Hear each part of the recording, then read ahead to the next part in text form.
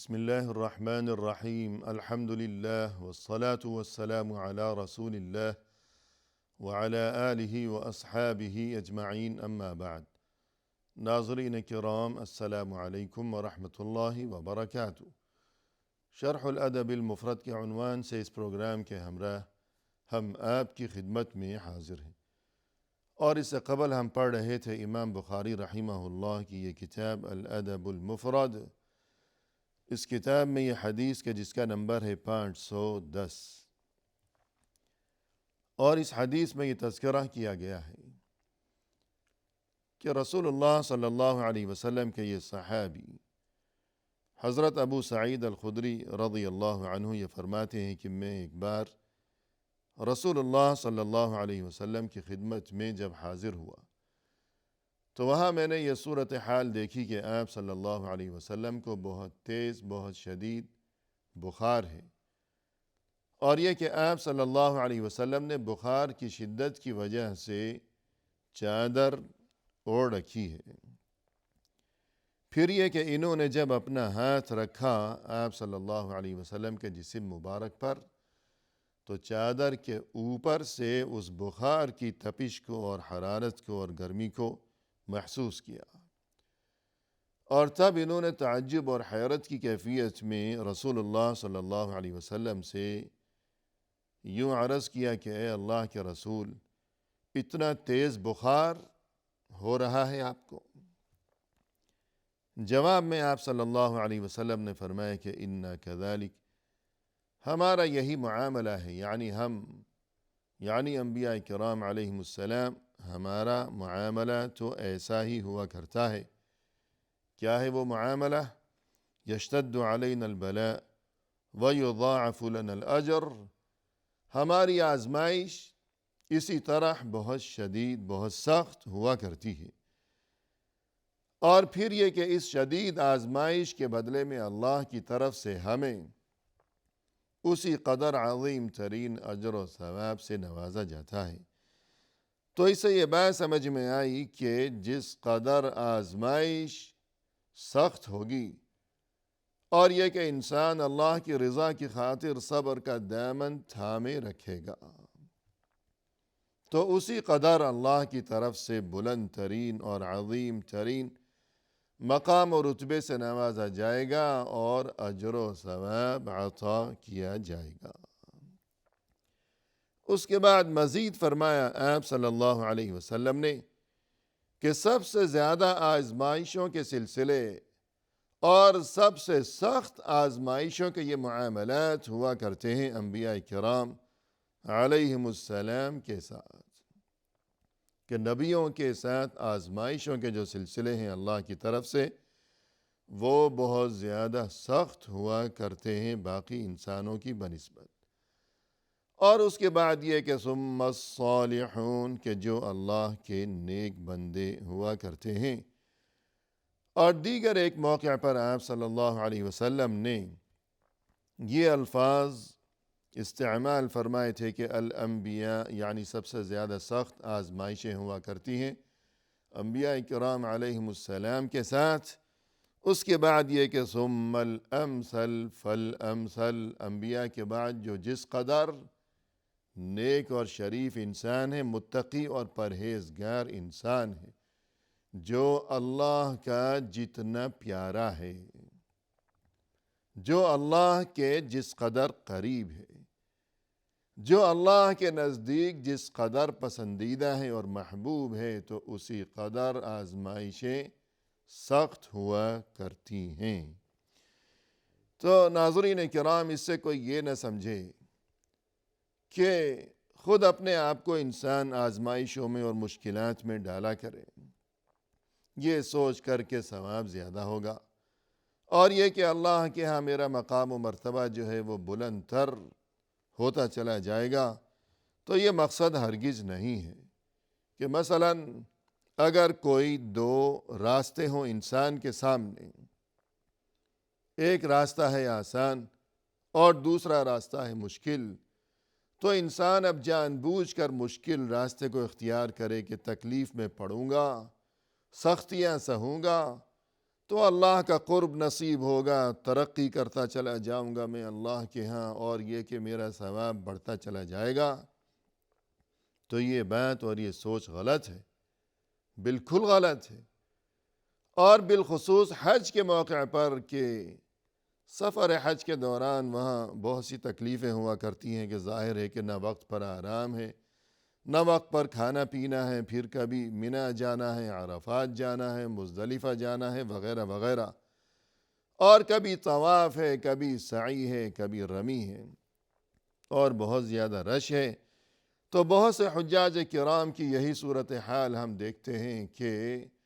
اگر کسی کام میں یا کسی راستے میں کہ کہیں جانا ہے یا کوئی کام انجام دینا ہے کہ یہ سہولت کا راستہ ہے، اور دوسرا راستہ ہے تکلیفوں سے بھرپور، تو بہت سے حاجی حضرات جان بوجھ کر اس راستے کو اختیار کیا کرتے ہیں کہ جس میں تکلیفیں زیادہ ہیں، اور ان کا نظریہ اور ان کا انداز فکر یہی ہے کہ جس قدر میں زیادہ تکلیف برداشت کروں گا تو اسی قدر مجھے ثواب زیادہ ملے گا اس حج کے دوران۔ تو یہ بالکل غلط سوچ ہے۔ قرآن کریم میں فرمائے کہ وَلَا تُلْقُوا بِأَيْدِيكُمْ إِلَى التَّهْلُكَةِ، تم خود اپنے ہی ہاتھوں اپنے آپ کو ہلاکت میں، تکلیف میں مبتلا نہ کرو۔ تو انسان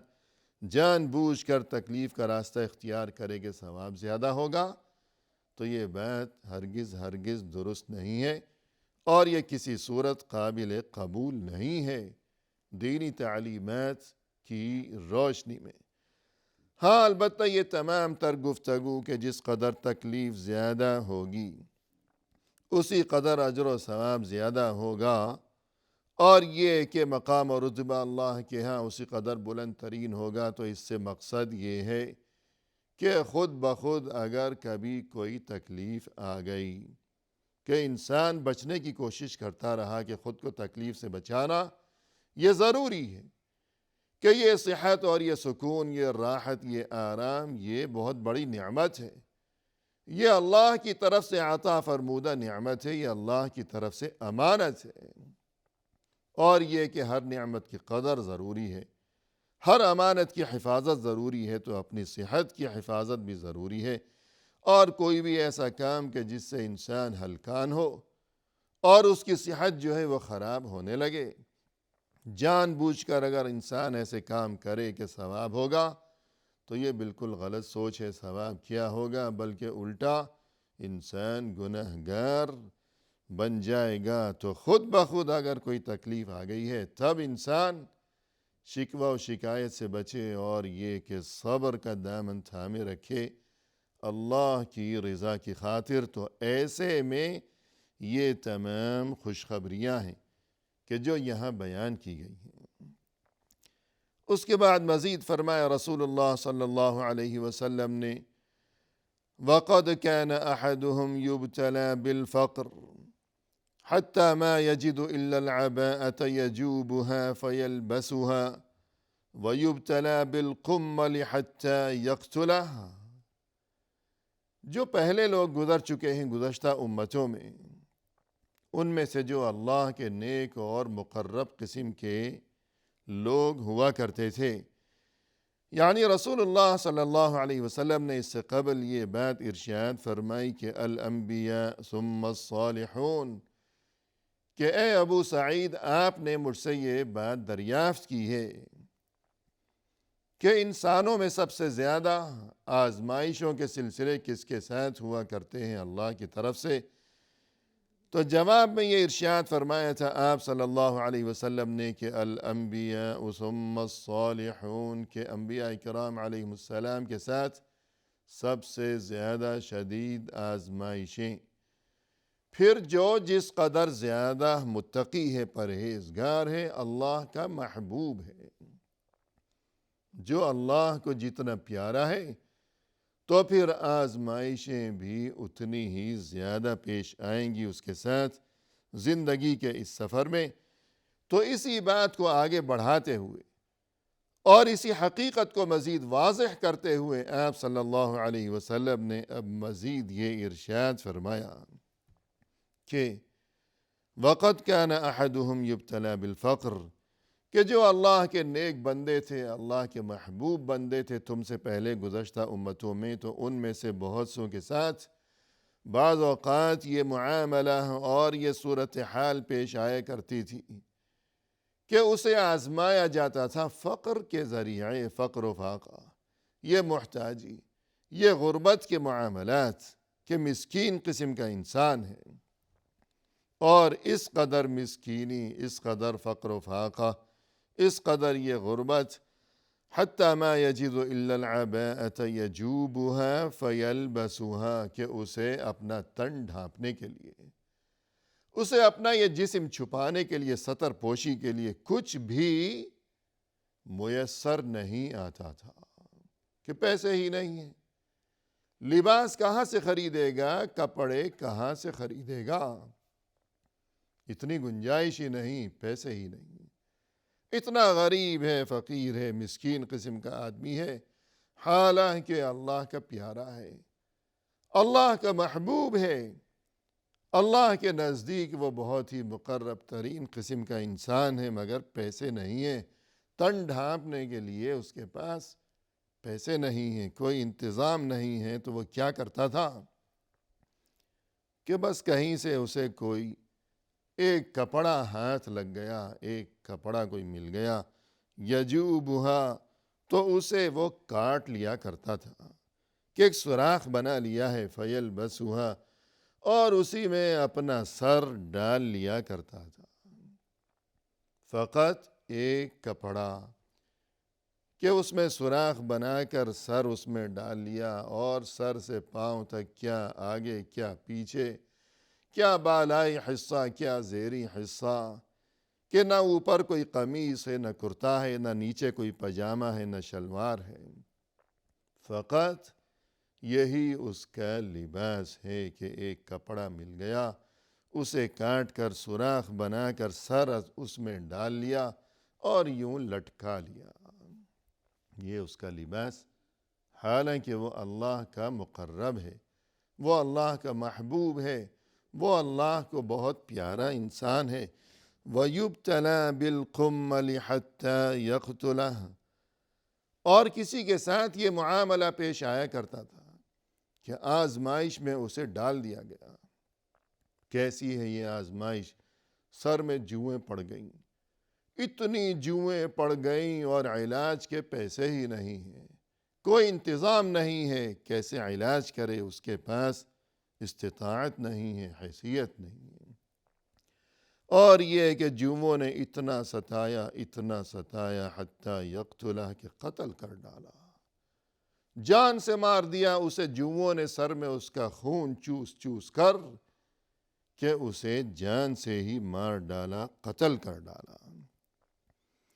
وَلَأَحَدُهُمْ كَانَ أَشَدَّ فَرَحًا بِالْبَلَاءِ مِنْ أَحَدِكُمْ بِالْعَطَاءِ، لیکن یہ اتنی تکلیفیں کہ سر میں اتنی جوئیں پڑ گئیں کہ مار ڈالا ہے جوؤں نے، اسے قتل کر ڈالا، اس کی جان لے لی ہے خون چوس چوس کر، کہ زندگی سے ہی بیچارہ ہاتھ دھو بیٹھا۔ اور جیسے کہ اس سے قبل وہ مثال کہ کوئی کپڑا اسے نصیب نہیں، بس ایک کپڑا کہیں سے ہاتھ لگ گیا تو اسے ہی پھاڑ کر کاٹ کر اس میں سوراخ بنا لیا ہے، اور سر اس میں ڈالا اور لٹکا لیا کہ بس یہی لباس ہے، اس قدر آزمائشیں، لیکن کیفیت ان کی یہ تھی، ایمانی صورتحال ان کی یہ تھی کہ انہیں ان تکلیفوں کے باوجود جو خوشی محسوس ہوا کرتی تھی، تو وہ خوشی كان اشد فرحا بالبلاء من احدكم بالعطاء، تم میں سے کسی کو جب کوئی بڑی نعمت میسر آتی ہے، بڑی نعمت نصیب ہو گئی، کوئی بڑی خوشی، کوئی بڑی قیمتی چیز ہاتھ لگ گئی ہو، تو وہ انسان کس قدر خوشی محسوس کیا کرتا ہے، لیکن ان لوگوں کی صورتحال یہ تھی کہ تمہیں کوئی نعمت ملنے پر جتنی خوشی محسوس ہوتی ہے، اس سے زیادہ وہ خوش ہوا کرتے تھے آزمائشوں کے موقع پر، آزمائشوں کے موقع پر، وہ جس قدر خوش ہوا کرتے تھے، تم کوئی نعمت میسر آنے پر جتنی خوشی منایا کرتے ہو اس سے زیادہ وہ خوش ہوا کرتے تھے آزمائش اور تکلیف کے موقع پر۔ یہ ان کا ایمانی معاملہ تھا کہ اللہ کے ساتھ جو ان کا تعلق تھا اور اللہ پر ان کے دلوں میں جو ایمان تھا وہ اس قدر عظیم ترین اور اس قدر پختہ ترین ان کا یہ ایمان تھا۔ اور یہاں دوبارہ یاد دہانی ہو جائے کہ وہ جو خوش ہوا کرتے تھے تکلیف اور آزمائش کے موقع پر، تو اس سے کوئی یہ نہ سمجھے کہ مجھے بھی چاہیے کہ میں جان بوجھ کر خود کو کسی تکلیف میں ڈال لوں اور پھر خوشی مناؤں کہ میں تکلیف میں پڑ گیا ہوں تو اللہ کے ہاں گویا کہ مجھے بڑے مقام و رتبے سے نوازا جائے گا۔ تو یہ بات ہرگز مقصود نہیں ہے۔ انسان خود کو جان بوجھ کر تکلیف میں نہ ڈالے کہ اس چیز سے منع کیا گیا ہے دین اسلام میں۔ جان بوجھ کر تکلیف میں ڈالے گا تو اجر و ثواب کی بجائے گنہگار بن جائے گا یقیناً۔ تو پھر مقصد یہی ہے کہ خود بخود اگر تکلیف آ گئی ہو تو انسان کو چاہیے کہ صبر سے کام لے، اور جس قدر وہ صبر سے کام لے گا تو اللہ کے ہاں اسی قدر اس کے لیے اجر و ثواب اور مقام و مرتبہ بھی عظیم ترین ہوگا۔ اس کے بعد ناظرین ہمارے سامنے یہ نیا باب ہے اس کتاب الادب المفرد میں کہ جس کا نمبر ہے 230، اور یہ کہ انشاءاللہ آئندہ ملاقات کے موقع پر یہ باب اور اس میں جو کچھ درج فرمایا ہے امام بخاری رحمہ اللہ نے، یہ تمام تر گفتگو لیے ہوئے جلد آپ کی خدمت میں ہم حاضر ہوں گے۔ اس وقت تک کے لیے اللہ کے حوالے، وآخر دعوانا ان الحمد للہ رب العالمین۔